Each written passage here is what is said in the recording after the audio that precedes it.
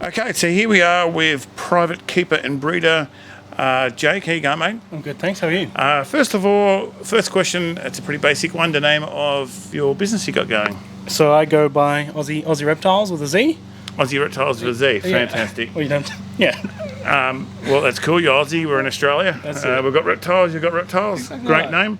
How long have you been going for with the business? Yeah. So I think I first started my YouTube.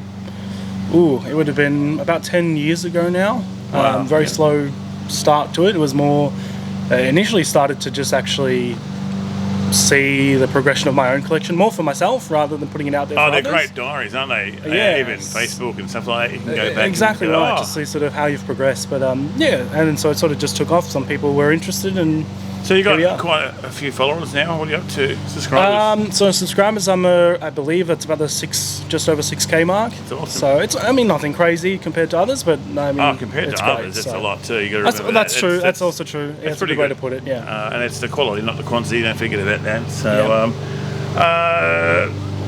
so your different types of reptiles and amphibian that you keep and breed. So throughout, There's quite a bit, I think. So there's a bit of a collection. It's actually. I'll hand it be- over to you. Yeah. Do I hold it? You No, want me to I hold it? mean the question, but yeah. Yes. To be fair, at my point right now is probably one of the smallest amounts I've had in quite a while. I have recently downsized because I've discussed with you where I'm trying to find my own place. Right now I'm still in with the parents. But No place like home. no, exactly. But yeah, so I've got a wide range from small skink species and up to a couple lace monitors. So what's your smallest skinks? At the current moment, my smallest ones would be my Regal skinks. Or Regal striped skinks, and then I've got panther skinks, water skinks. They're the main sort of small skinks. Water skinks are pretty cool, aren't they? I love water skinks. They're a great species. So, and then up to the lace monitors and quite a few blue tongues as well. Lots of blue tongues. Some pretty cool ones too. And amphibians? Yeah, so also that's largely downsized. I think I had about 16 different species at one stage. However, now it's sort of back. I've got a couple green tree frogs, parents tree frogs, spotted marsh frogs, banjo frogs, and eastern dwarfs. You got any albino spotted marsh? Yes. I've got a mix awesome. of both, albino and the normal form. We're going to get a heap of them very soon. Yeah, great. So a good little frog. For our good friends, Jurassic Jungle, my good Yeah, mate cool. Jason. Yep. Exoterra's gave us a couple of, or we've got through them a couple of cool of the new frog setups, terrariums cool. and stuff. And they're good. The drainage and stuff they're like great. that. I use them at work. They're great. Yeah. We've got a couple of them to set up, and I can't wait because, believe it or not, I've never been too much into frogs in general, but it's a whole new world, and I'm really liking it. I'm loving that sound that I hear when I go to people's houses, and I've never actually educated with them a lot, so I'm learning a lot, and I can't wait to set these two Exoterra setups up of frog setups. And yeah, great. Spotted marsh I found locally where I'm from. Obviously, I love any albino, so I thought I'll go with the albino ones. Yeah. And actually, they're not the prettiest thing. I think the normal form is a lot prettier, but it's albino. Yeah, that's it. It's albino. Exactly right. Yeah, you got to have them. So we've missed any species. We've pretty much covered it all. We're going to have a good look around. So we're going to. There's a few other things which I'm sure we'll see. So. Absolutely. Is there anything that you specialise in? I would like to say, well, for a while there it was the blue tongues that I was mainly doing with or dabbling in, and still is. That's my main focus. In particular, I've got a pit of Tasmanian blotch blue tongues. Can't wait to see that. So they're one of my favourites. We love Tasmania here at Heath Snake Control, and we love the Tassie blueies. Yeah, great. Well, they're an awesome looking lizard. Hopefully this year, that's my first year sort of dabbling in pythons, so I've hopefully will produce some of the albinos Darwins, so that's something that I'm hoping to go for. That's sort of why I made the logo with the snake and my yellow blue tongue. That's my big project. Hopefully he'll actually do something. He's been pretty lazy the last few years. So one of the things that we breed is the Darwin carpet python albinos, and I just love them. Absolutely love that yellow, and you can get the real whiter ones, you can get the real tight banded ones, and So we don't breed a lot these days, but that's one we do breed. Yep. And they can be kind of cheap, but they can get expensive too. So you've got a different range. Obviously depending on colours, patterns, Certainly. bloodlines, and stuff like that. Yeah, definitely. But yeah, definitely my favourite snake, Australian snake, is the Darwin carpet python albino. So future. Anything in the future you're going to concentrate on, or maybe get into? Yeah, well, You've got a lot of species already, and you've done a lot as well, and you work at a pet shop as well. I do, yes. So you've probably done it all. a few things. Here in Australia. One thing that I... And you're young, sorry. But you're 22? 22, yeah. 22. So I 23 remember when you were at high school and a kid running around coming to the expos and stuff like that. Yeah, exactly. So you've done it a while. really well, and you've had a lot of, I think, some of the big breeders and that help you out a lot. Yeah, definitely, 100%. Quite a few of them have been behind me since the start, so... That's good. Yeah, especially... Well, you're our future, So I'm a grandpa now, believe it or not. So... Yeah, I don't look like a grandpa. No, definitely not. but I am. No. But that's why I love doing education stuff and going to schools, and I like working with kids a little bit more than adults because, they are our future. You are our future, just in general, but obviously with reptiles and amphibians, wildlife and conservation, and even, in the hobby and how far it's going to go and how strong it's going to get and stuff like that. So I love helping out. The young people as well, as long as they've earned it and they deserve it and they can, of course, give something back. I think it's important that you don't just hand everything over. Some things you just got to learn yourself, or make an effort, and then when I can see that person's making an effort and deserves a bit of a hand, then I'll give them a hand. Yeah. But, I am a bit strict when it comes to people ringing me up, asking every single question, which it used to be okay, but it's not now because I've got to look after my family, friends, and customers first. Of course, and they keep me busy enough. I can't just answer a million questions to every person that wants to know something that's not even a customer, because then a customer misses out on. Anyway, that's just. I felt better getting that off my chest. So all them emails that I say nicely, sorry, I don't have time to help you out at the moment. That's one of the reasons. Yeah. Become a customer and then I'll definitely have time. It's just the way it goes. It is, exactly. I get a lot of messages as well, just asking things, and I try to answer as much as you can. You do answer. I do help people out too. Yeah, but there's a limit. Exactly, 100%. So sometimes the questions don't stop, and it's there on Google, So. Yeah, exactly. But that's all good. So nothing future-wise. If there's nothing at the moment. There is. It's not necessarily like breeding projects per se. I mean, the Centralian Blue Tongues is something that would be great, but I'm possibly looking into the route of demos as well. Yeah, so something like obviously you do. Something different. That'd there. be awesome. So That'd be awesome. So you're in the pet shop at the moment. You're a private keeper and breeder, and get into demos, as long as you love working with kids, and that's the main target audience these days. And as long as you love working with animals, two hardest things in the world to work with, they say, and demonstrators like us work with both. So you've either got it or not. I think you've got it. You're a pretty good person there.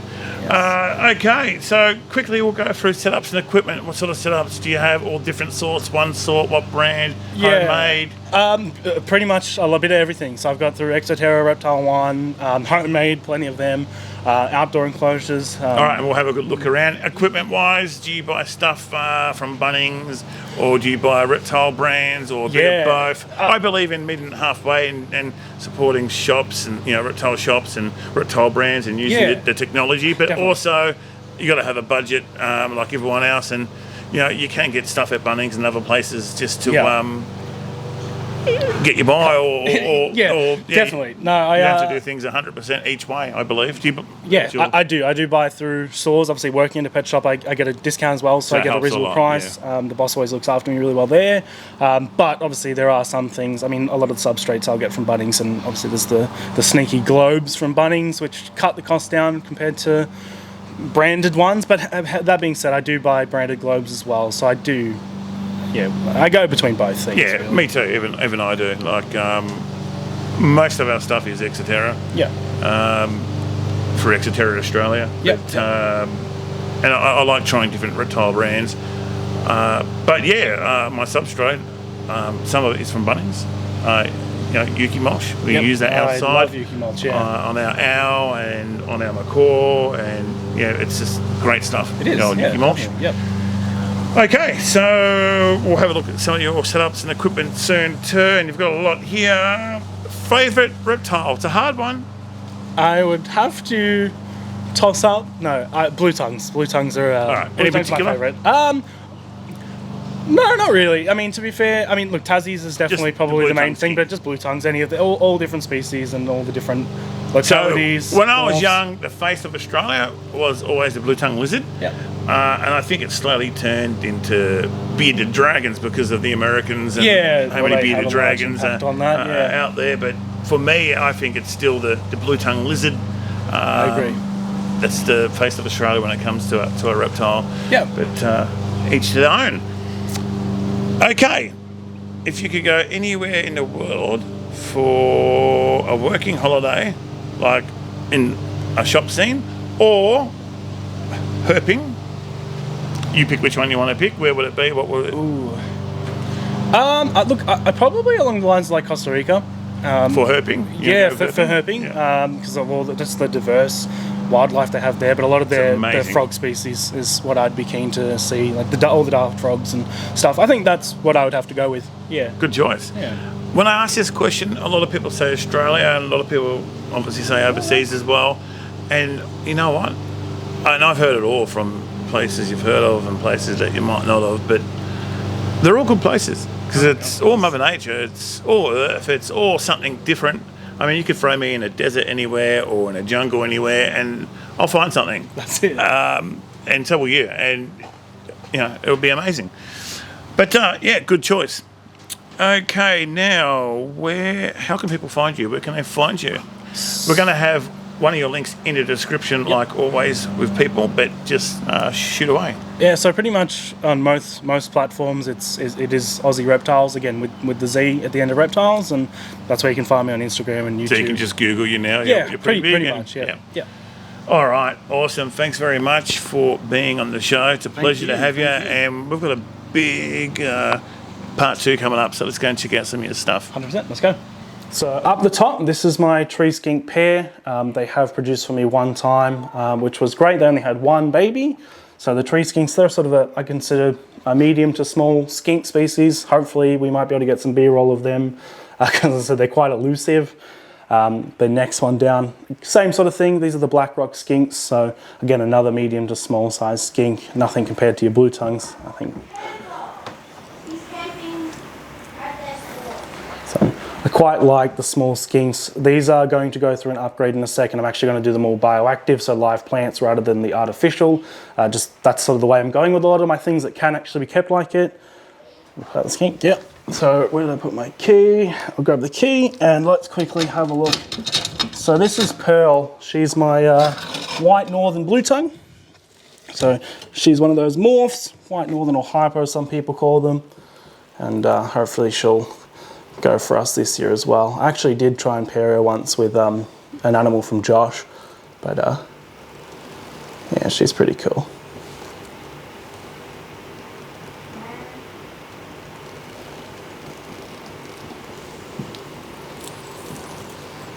Definitely one of my favorites there.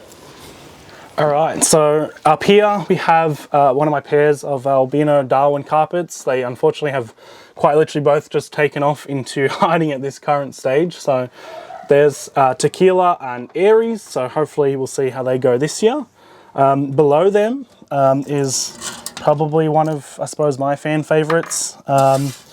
His name is Tiger. So if I can find him, depending on whereabouts he is, here he is with his girlfriend.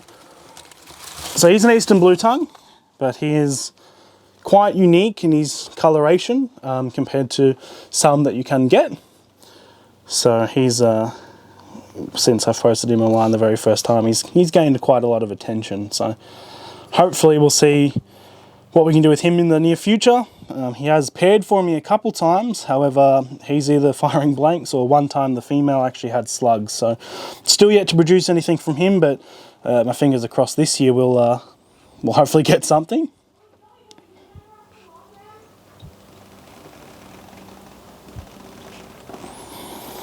So he's quite nice.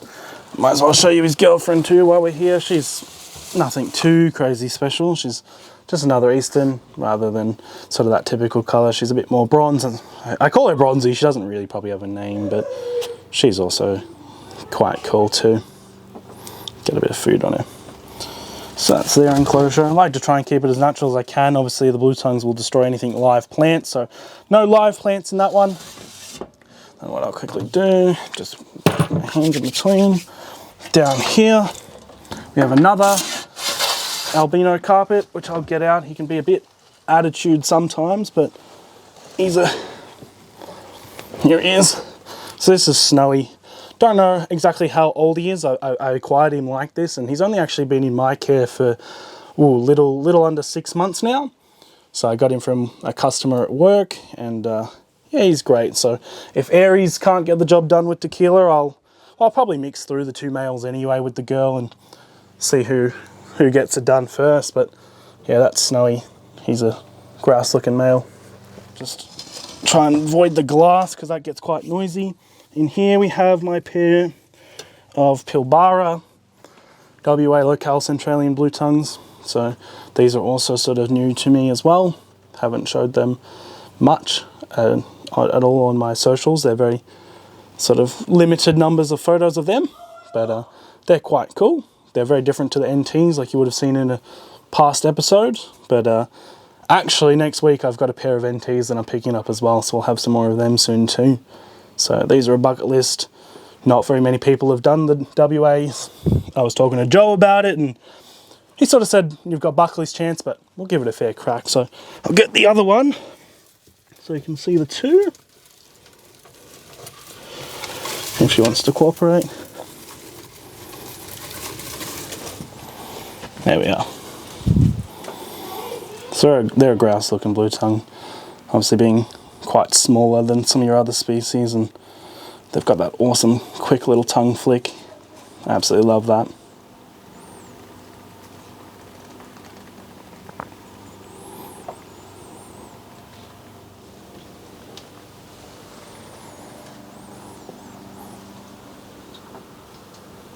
So he's just shy of 12 months old, that little Tristis. Is pretty cool, something different. A lot of the things I maintain in pairs. Some things are what I consider more to be just a pet, in which I keep individually. These have sort of some of my arid species anyway. This girl, she's got a lot of attitude. This is my female Western blue tongue. So they've obviously got heat lights, and then I run the Eco T5 Pro kits as their lighting for them. So it's actually a 12% that I do for these desert species. Next one down. Try and be a bit quicker. This is the male to her. Don't know the locale of these, but they're quite cool. So just another form of blue tongue. These again, Western Australia, Western locales. So they're quite cool. If we jump down again, we jump into another, oh, the lights just flicked on with the thermostat. We jump down to another morph, so this is just like the carpet python, and we discussed with the frogs. This is an albino or albino, depending on how you want to say it. Kimberley, northern blue tongue, or Kimberley mix. It is actually, obviously they originated in Easterns, but quite cool. So obviously rather than that traditional blue tongue, they actually have a pink tongue, which is quite unique, and red eyes as well. So that's that one.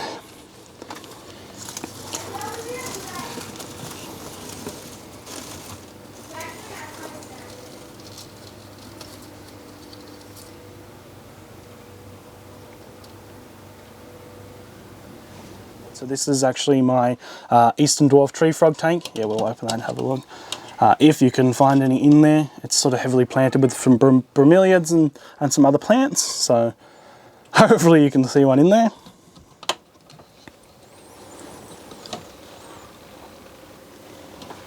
Alright, and then if you want to jump across into this one, this is the marsh frog enclosure. So you can see there's a couple of the albino ones down there, and actually there's a, oh, no, he's in front of us here. Oh, there he goes. One of the stock standards as well. So heavily planted with ficus. Again, this is how I like to maintain a lot of the frog species in heavily planted live enclosures. What else can I jump to? This one down here contains my banjo frogs, which unfortunately are pretty much a mud species of frog. They live buried underground, so in terms of finding them it can be quite tricky. Here we go. So that's one of them there. Eastern banjo frog. So there's 6 of them in here. They're not adults, they're sort of still younger at the moment, but they're also pretty cool. Not the best display frog with that terms of the fact that they just hide, but I quite like them anyhow. This enclosure belongs to the Regus skinks, however they're quite elusive skinks as well. Here we go. So these guys are also just under 12 months and a confirmed pair, so hopefully we can get some more of these on the bucket list this coming season. So I'll pop in there and see if we can get a nice shot of him.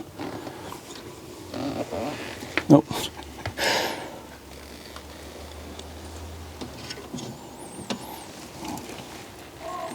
There we go, whether you want to.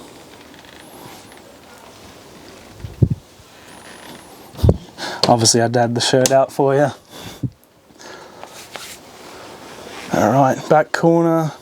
So this is where we have one of my pairs of water skinks. So again, unfortunately, you can see, I don't know whether you want to get up on that, but there's a head sticking out there. Again, just southern water skinks, if you can see him. That's them, and obviously with one of the pink tongues is climbing down the side there, but these are my younger pair of pink tongues. There's one up there.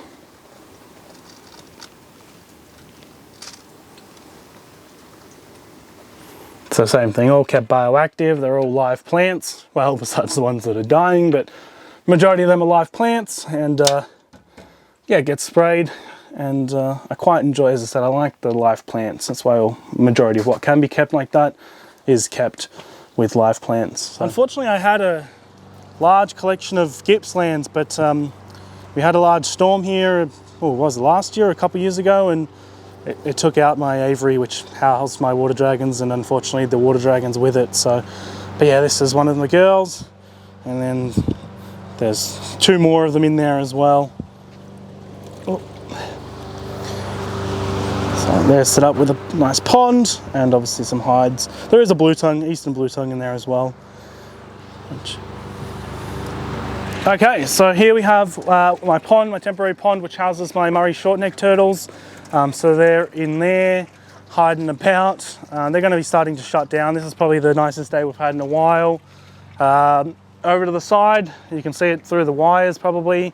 We've got one of my lacies there as well. The dogs always try and scare everything off, but so that's Delta. She's my eldest. She stays out here.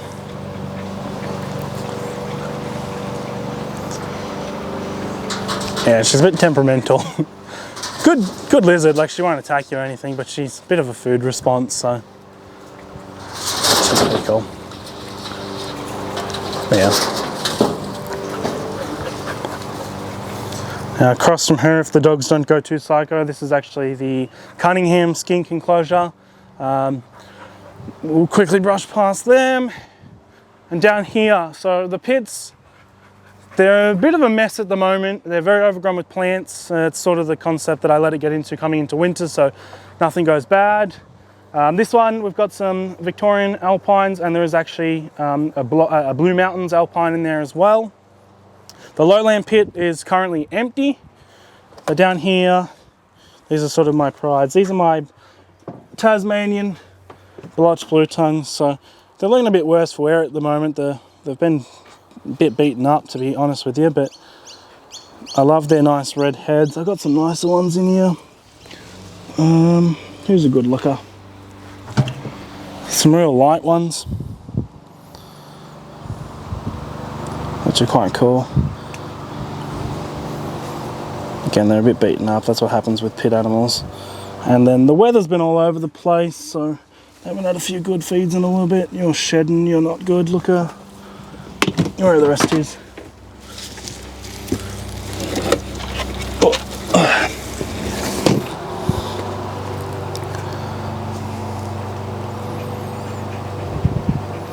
So these I'd probably have to crown my favourite blue tongue, I suppose, locality, blotched blue tongue. But they've got that sort of nice red head. Some have that blue hue. Can't really see it too well on this one, but yeah, that's the Tassie blotched blue tongues. All right, Jake from Aussie Reptiles with a Z. With a Z. With a Z. Yeah, Z. Thank you very much for being on the show. Looking at, you know what, it was just a little bit of your animals in the end because you had so many. And, you know, we want to do a part 2 maybe when you re-establish your 100%. new setups and stuff like that at your new place. So definitely appreciate it. But what you did see was pretty cool in my eyes, and there was a couple of amazing animals, that's for sure. Thank you, yeah. So thanks for being on the show, and can't wait to do another one day very soon. So cheers, mate. Thank you very much.